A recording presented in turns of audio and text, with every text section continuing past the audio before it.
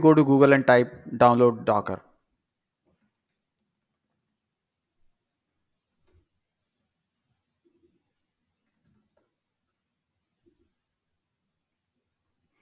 because I'm running a x86 system, so I'll go ahead with this.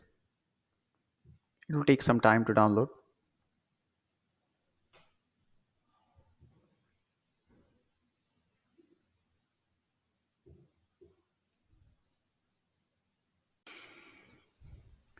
I will go with the default configuration.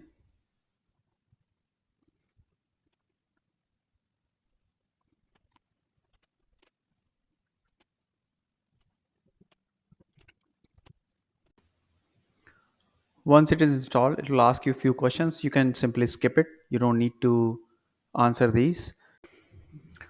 Post installation, make sure you are able to execute the Docker command from the CLI, because a lot of Docker commands, even though you are working on Windows, you need to get comfortable with CLI. So to make sure your Docker is installed and working properly, so Docker has created a hello world image. So you simply type docker run hello world.